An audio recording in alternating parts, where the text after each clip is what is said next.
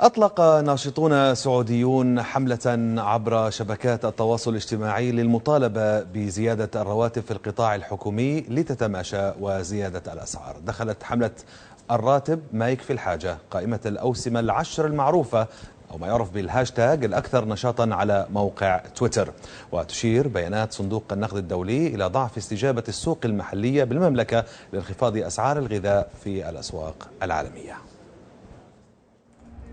السعودية من البلدان التي تصنع وسائل الإعلام الاجتماعي الرأي العام فيها، والشغل الشاغل هذه الأيام هو موضوع المطالبة بزيادة الرواتب، قضية تصدرت موقع تويتر وسار واسم الراتب ما يكفي الحاجة هو الأكثر تفاعلا استنادا إلى الإحصاءات الإلكترونية. سرعان ما تحولت الحملة إلى قضية لدى كتاب الرأي وفي حديث المجالس. في هذا السوق الذي يرتاده ذو الدخل المحدود والمتوسط يقبل الناس على الشراء والتسوق، يزدحم في نهاية كل شهر، ويقر كثير منهم أن هناك مشكلة في مداخيلهم وإنفاقهم، ولكن يختلفون في الحل. الحل الوحيد المراقبة المحلات، لأنك تزيد الراتب ما تنزل فيه بعض الأسعار أو ما تستفيد شيء.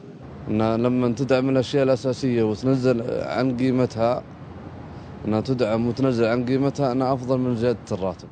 في المقابل يؤكد خبراء اقتصاد أن الزيادة لازمة، وأن أي قضية إصلاح أو دعم اقتصادي يجب أن يأتي بعد ذلك. لابد أنه يزاد في هذه المرحلة، وخصوصا أنه كل الأعذار أو كل المبررات التي تساق لعدم زيادة الرواتب غير حقيقية أو غير فعلية. فإحنا نبني ميزانيتنا سنويا على $60، واعتقد انه ليس هناك في الافق او في المستقبل المنظور قريبا اي كلام عن انخفاض النفط دون $60. كانت الحكومة قد اقرت منذ عام 2007 زيادة في الرواتب بما مجموعه 30%، كان هذا تحت مسمى بدل غلاء معيشة.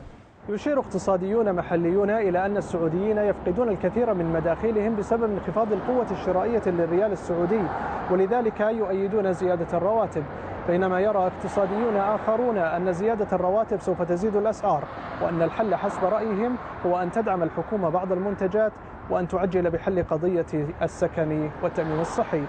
عبد المحسن القباني، الجزيرة، الرياض.